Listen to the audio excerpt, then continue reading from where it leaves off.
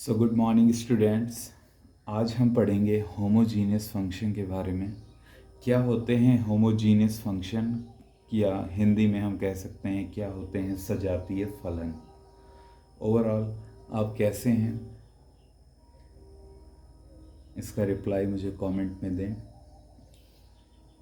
तो हम homogeneous function के बारे में जब पढ़ते हैं तो मेनली हमारा कॉन्सेप्ट काम करता है किसी एक फंक्शन के ऊपर, कि अगर कोई एक फंक्शन हमारे पास है, अवेलेबल है, z is equal to f x comma y, तो यहाँ पर आपको ये पता है कि z आपका डिपेंडेंट वेरिएबल होगा और x और y हमारे इंडिपेंडेंट वेरिएबल होंगे। ये हमारा सिंपल फंक्शन है जिसमें हम जानते हैं कि z is equal to f bracket में x कॉमा वाई, जहाँ पर z हमारा डिपेंडेंट वेरिएबल है तथा x y एक दोनों इंडिपेंडेंट वेरिएबल हैं। एक कंडीशन लागू होती है कि क्या अगर हम इस फंक्शन f में x और y में अगर हम लेम्डा कोई कांस्टेंट से गुणा कर देते हैं, जो आर्बिट्रेरी कांस्टेंट है जो पॉजिटिव होगा, तो क्या उस कांस्टेंट से गुणा करने के बाद जो हमें वैल्यू प्राप्त होगी, जो हमें मान प्राप्त होगा, क्या वो उस कांस्टेंट की घात और इनटू फंक्शन होगा।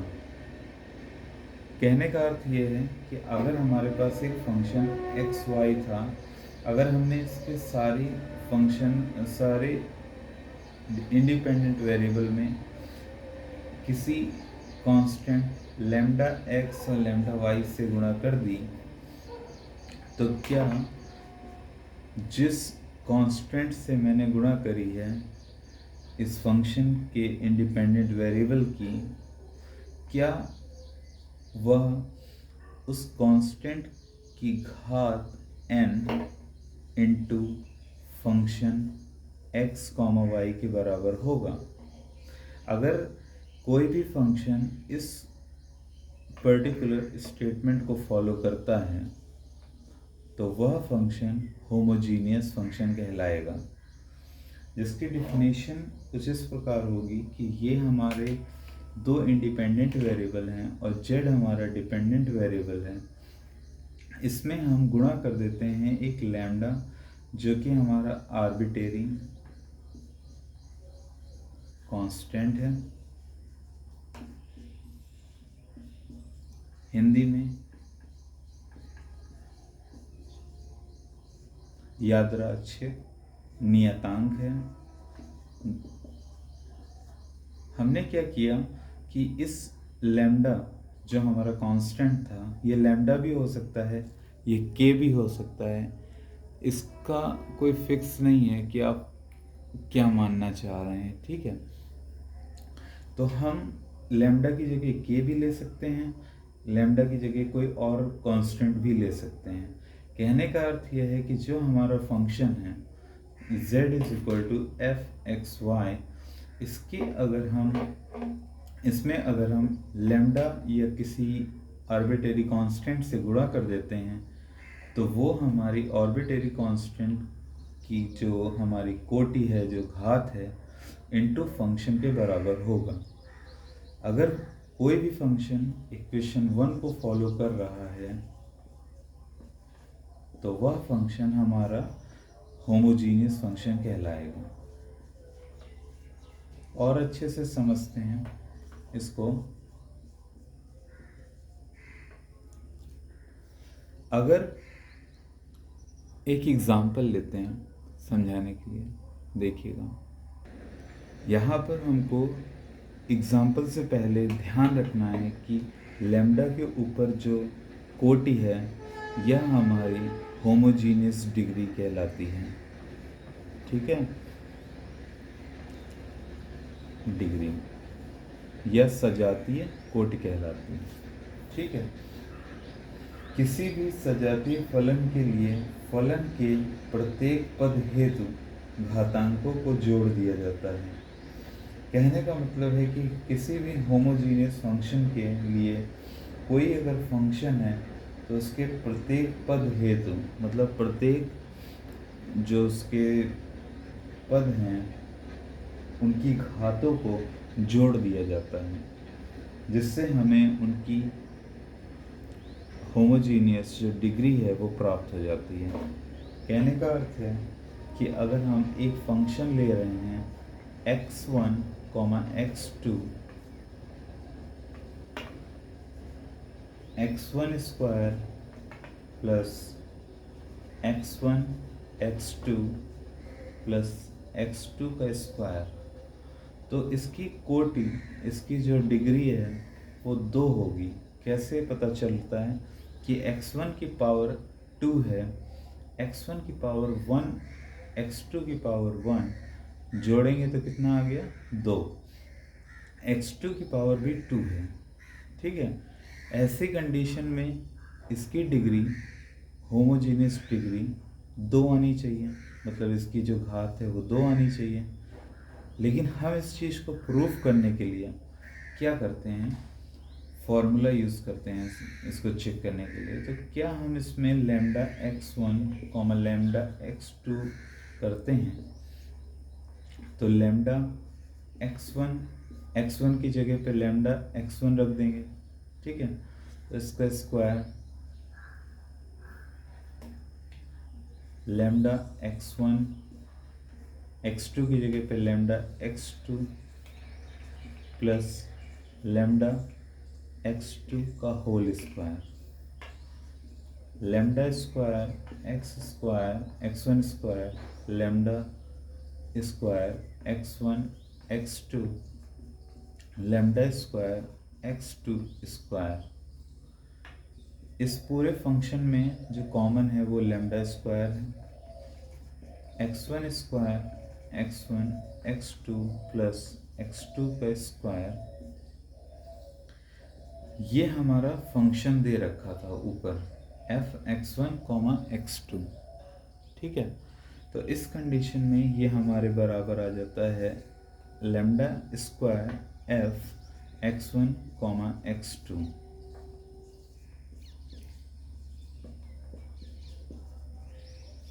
तो इस कंडीशन में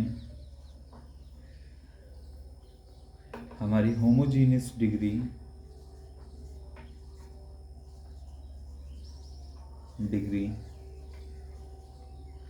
n इज इक्वल टू 2।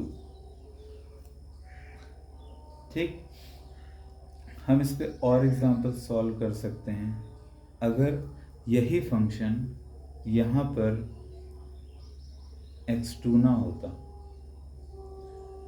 इस कंडीशन में यहाँ से ये रिमूव हो जाता,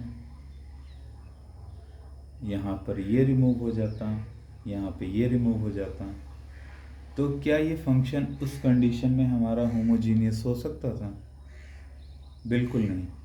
फंक्शन होमोजीनियस तभी होगा जब वह फंक्शन इस इक्वेशन को फॉलो करेगा। ठीक, इसके लिए हम और एग्जांपल्स देखते हैं।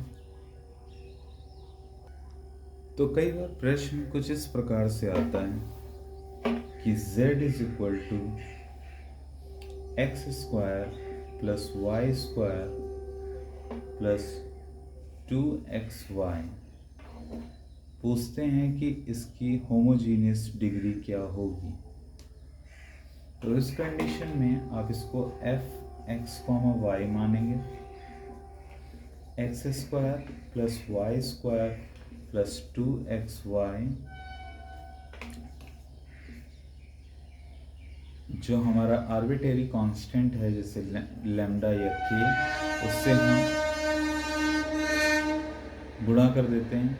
Lambda x lambda y, x की जगह पे लैम्डा x का स्क्वायर, y की जगह पे लैम्डा y का स्क्वायर प्लस x की जगह पे लैम्डा x और लैम्डा y। हमारा फुल सिंप्लीफिकेशन होने के बाद वैल्यू आ जाएगी x square Y square 2xy। तो ये हमारा xy के इक्वल आ गया। इस कंडीशन में भी हमारी होमोजीनियस डिग्री क्या प्राप्त हुई? 2। हम और एग्जांपल्स देखते हैं। अब हमारे पास एक फंक्शन दे रखा है z is equal to x cube plus y cube plus 3xy square. आपको अगर पता करना है तो आप यहाँ पर चेक कर सकते हैं कि इसकी होमोजीनियस डिग्री क्या आनी चाहिए। ठीक है, वो आपसे पूछ रहा है होमोजीनियस डिग्री क्या होगी। आपको पता करना है विदाउट अभी सिंप्लीफाई करे, विदाउट फार्मूला इस्तेमाल किए। तो आप ऊपर से काउंट कर सकते हैं कि x की पावर 3 है, मतलब सेम। y की पावर 3 मतलब अभी भी 3 ही रहेगा। 3 की पावर 3x पावर 1 है तो 1, और y की पावर 2, तो इसकी कोड आनी चाहिए n इज इक्वल टू 3। इसको हम सिंप्लीफाई करेंगे तो f x comma y is equal to x cube plus y cube plus 3x y square. अब हम इसमें आर्बिट्रेरी कांस्टेंट से गुणा कर देते हैं। सेम प्रोसेस इस्तेमाल होगा, जहाँ पर x था वहाँ लैम्डा x, जहाँ y था वहाँ लैम्डा y, x की जगह लैम्डा x और लैम्डा y स्क्वायर। इसको हम सिंप्लीफाई करेंगे तो लैम्डा क्यूब कॉमन हो जाएगा और वैल्यू इसके बराबर आ जाएगी। ये फास्ट सिंप्लीफिकेशन है। जब आपको सॉल्व करना होगा तो आप इसको फुल ब्रैकेट खोल के सॉल्व करेंगे। ठीक है, तो यहाँ पर हमें n इज इक्वल जो हमारी होमोजीनियस डिग्री है प्राप्त हुई 3। ठीक,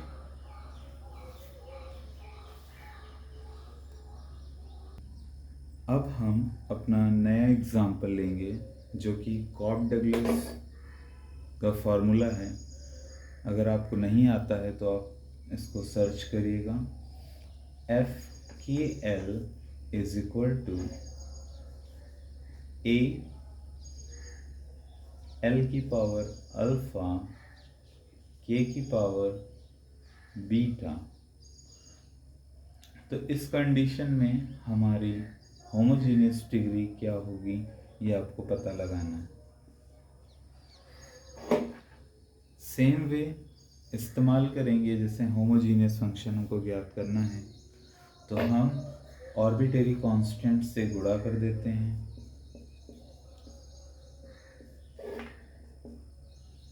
k की जगह पे लैम्डा k हो जाएगा, l की जगह पे लैम्डा l हो जाएगा।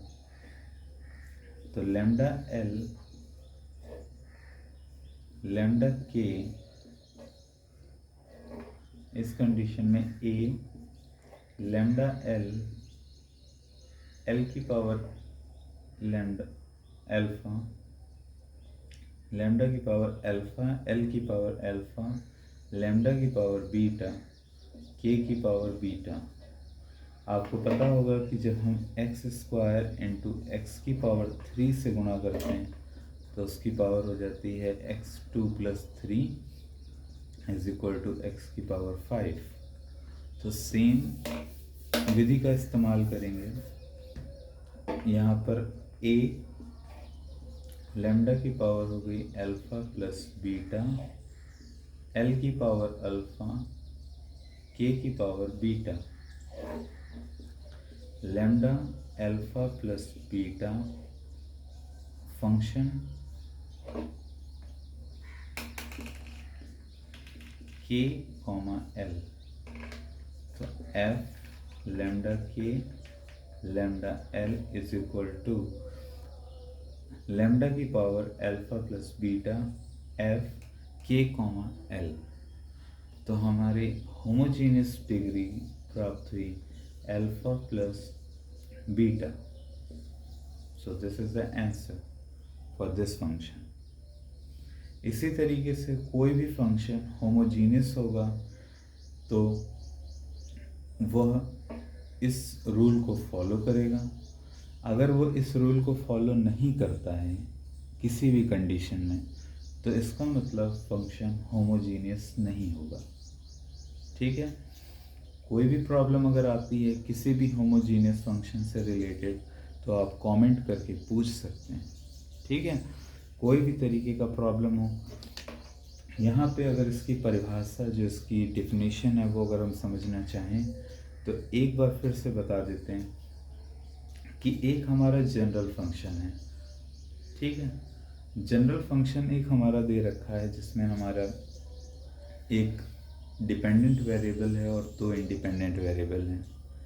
तो अगर हम इंडिपेंडेंट वेरिएबल जो हमारे दे रखे हैं तो हम क्या करते हैं, उनमें किसी ऑर्बिटरी कांस्टेंट से गुणा कर देते हैं।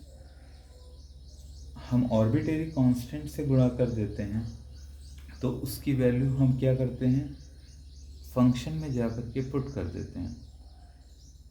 फंक्शन में पुट होने के बाद जो वैल्यू हमें प्राप्त होती है वो अगर फंक्शन और उस ऑर्बिटरी कांस्टेंट की जो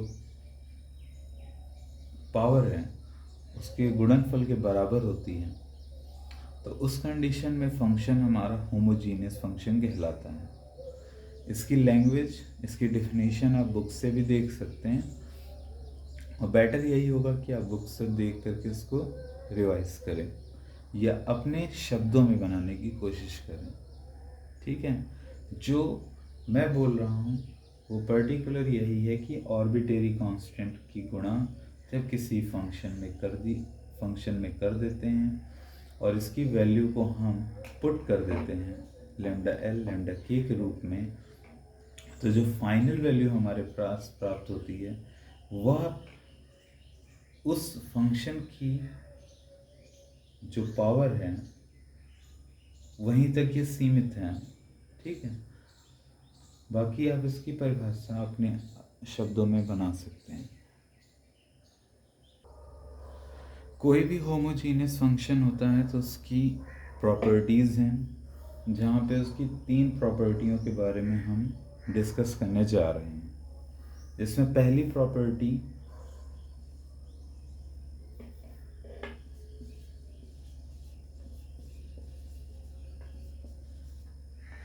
z is equal to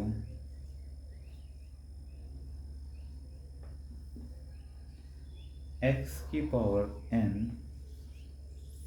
function y upon x या z is equal to y की power n function x upon y, ये इसकी पहली प्रॉपर्टी है जिसको हम अगर प्रूफ करना चाहें तो कर सकते हैं। किस प्रकार से होगा ये हम देखते हैं, ठीक।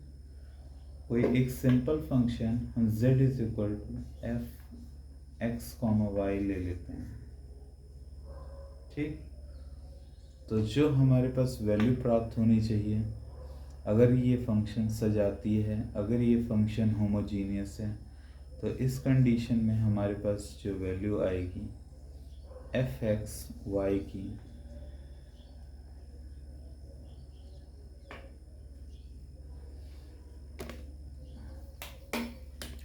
इस कंडीशन में जो हमारा वैल्यू आएगी, अगर ये फंक्शन होमोजीनियस है तो इस कंडीशन में इस lambda X lambda Y is equal to lambda की power n F x comma Y. यहाँ पर जो हमारी पहली प्रॉपर्टी है जो हमको प्रूफ करनी है उसके लिए बोला गया है कि अगर हम इसके साथ चेक करना चाहते हैं तो हम लैम्डा की जगह पर 1 अपॉन एक्स रख दें या 1 अपॉन वाई रखें।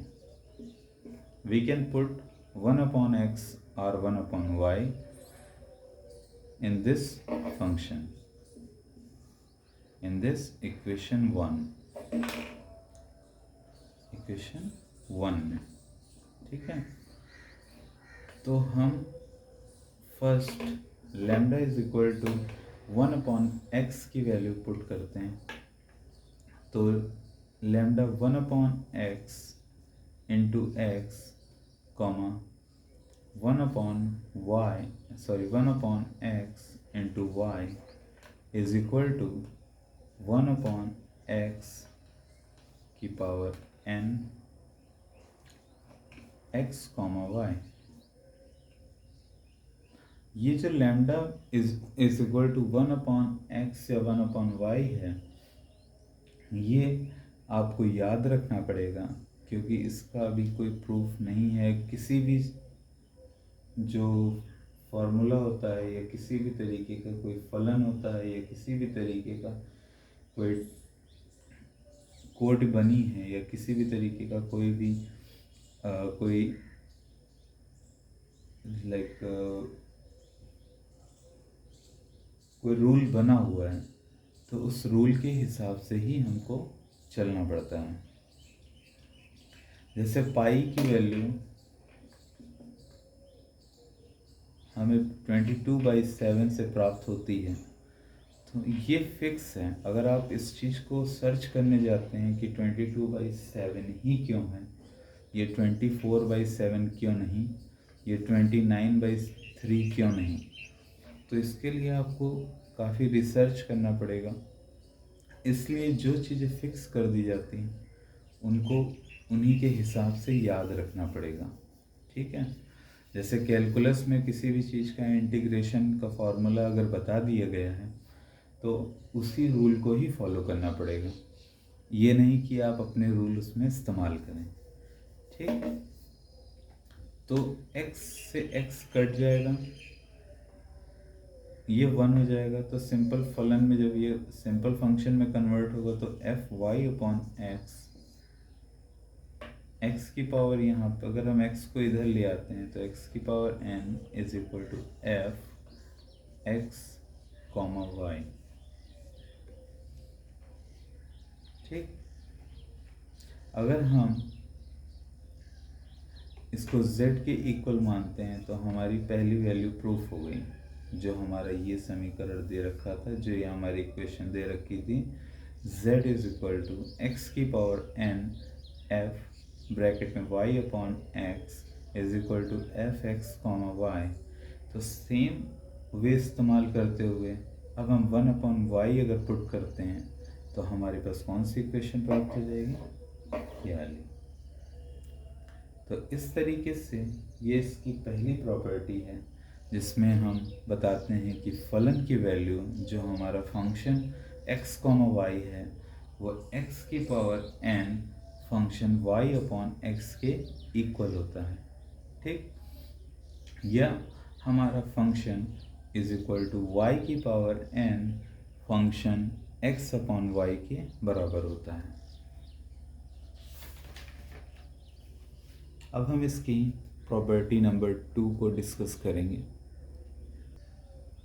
इसकी प्रॉपर्टी सेकंड, मतलब कोई भी होमोजीनियस फंक्शन है उसकी प्रॉपर्टी सेकंड के बारे में हम बता रहे हैं कि कोई एक फंक्शन है z is equal to f x comma y, तो ये कहते हैं कि उसकी फर्स्ट टाइम अगर हम डिफरेंशिएशन कर देते हैं, उसका हम फर्स्ट टाइम डिफरेंशिएशन कर देते हैं, तो उस कंडीशन में जो हमारी पावर प्राप्त होगी, जो उसकी कोटि प्राप्त होगी, वो n-1 के बराबर होगी अगर वह फंक्शन होमोजीनियस होगा।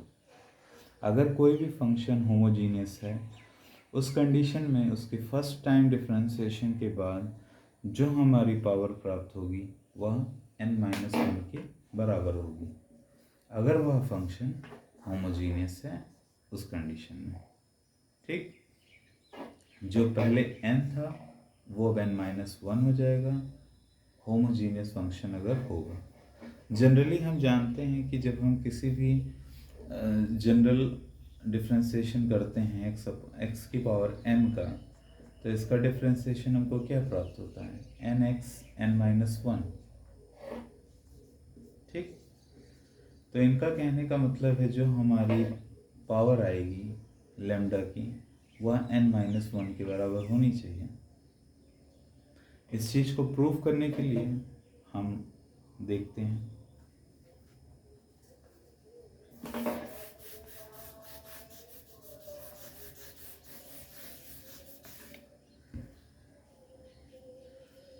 अभी हमने जो पहली प्रॉपर्टी थी उसमें पढ़ा था z is equal to y की power n function x upon y। ठीक, अगर हम इसको डिफ्रेंशिएट करते हैं ठीक, x के रिस्पेक्ट में, किसके रिस्पेक्ट में, विद रिस्पेक्ट ऑफ x, अगर हम इसका डिफ्रेंशिएशन करते हैं तो y हमारा कांस्टेंट हो जाएगा। ठीक, तो dz अपॉन dx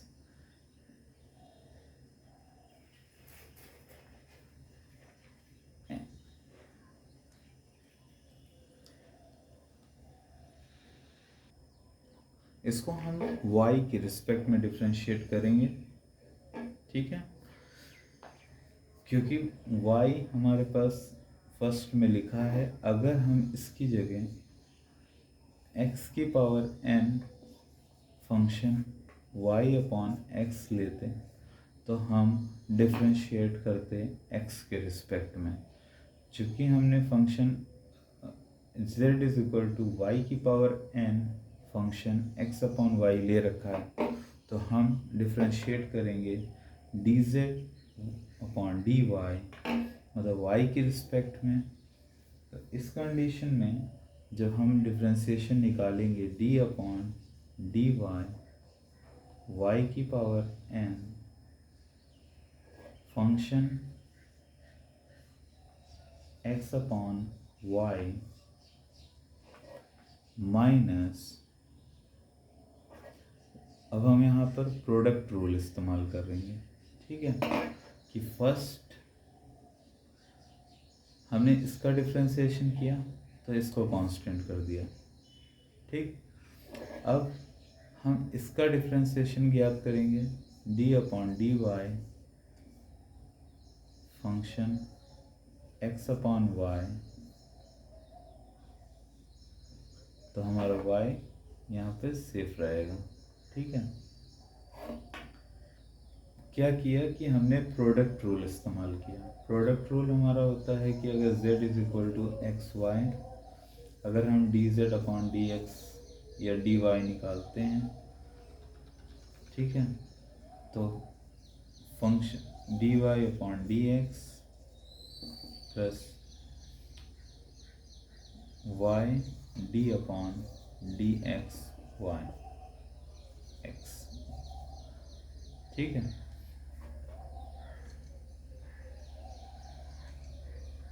कि फर्स्ट टाइम हम इसको एक बार मैं दोबारा से सिंप्लीफाई कर देता हूँ, होल्ड करिएगा,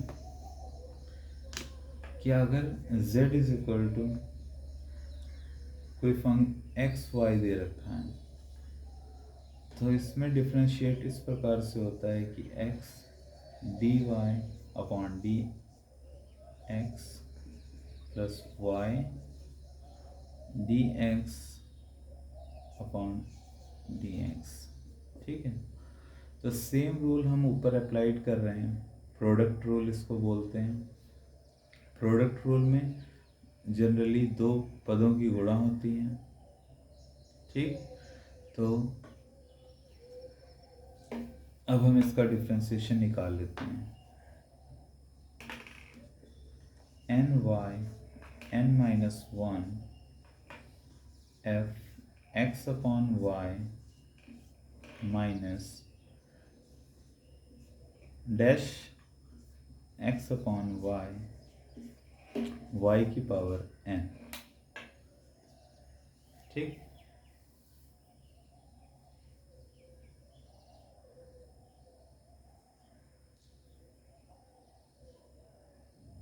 अब इस फंक्शन में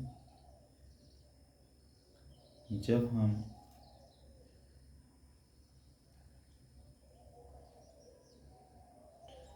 तो यहाँ पर जो हमने डिफ्रेंशिएट किया था, तो D upon D Y Y की power N F x upon Y minus D upon D Y function X upon Y dot Y की पावर एन। यहाँ पे एक डिफ्रेंसिएशन हमसे छूट गया था, जो D upon D Y X Y minus one X upon Y, तो X Y power minus one. तो इस कंडीशन में जब हम डिफ्रेंशिएट करते हैं तो यहाँ पे हमारे पास एक्स वाई माइनस वन, तो ये वैल्यू आएगी एक्स, चूँकि एक्स कांस्टेंट है, वाई की पावर माइनस वन, तो ये हमारे लिए क्या प्राप्त होगा, माइनस वन वाई की पावर माइनस टू। ठीक, इसको हम सिंप्लीफाई कर लेते हैं एक बार, ऐसे थोड़ा सा हौच पौच हो गया। तो N Y N minus one F x upon Y minus F dash x upon Y Y की power N X Y minus to.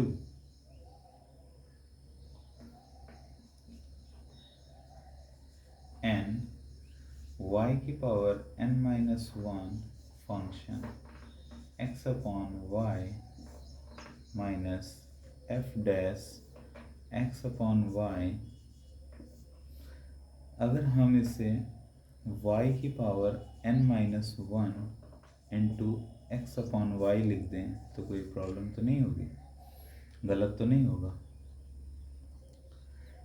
जो माइनस टू था इसको माइनस वन किया, माइनस वन को मैंने यहाँ पे लिख दिया, इस वजह से लिखा, उसका कारण है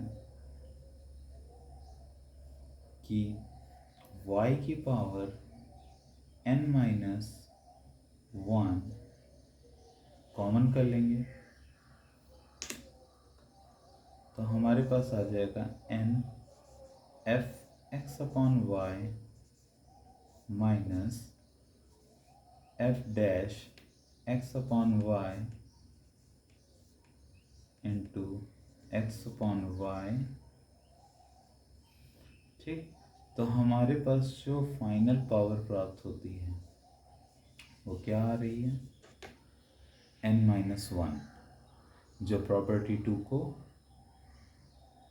ओके कर रही है।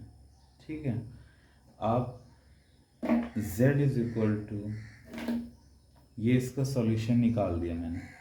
अब आपको जो करना है, आपको पता करना है value z is equal to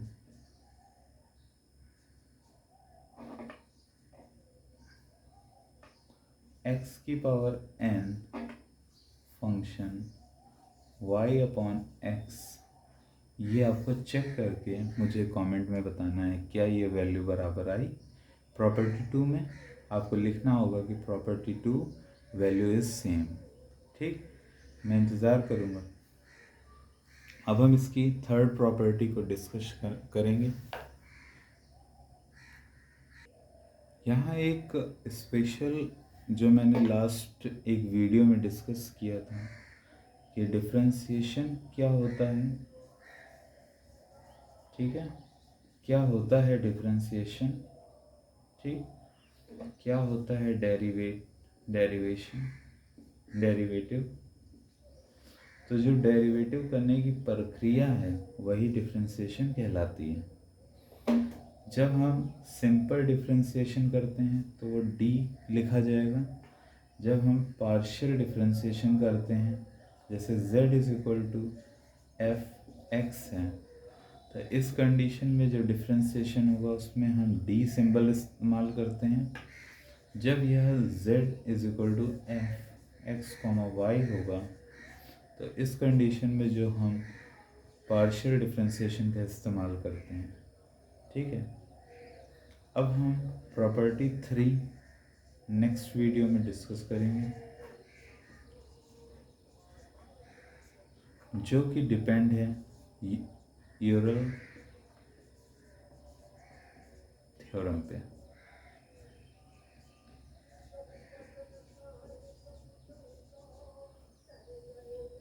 Thank you and keeps watching my channel and subscribe. Thank you.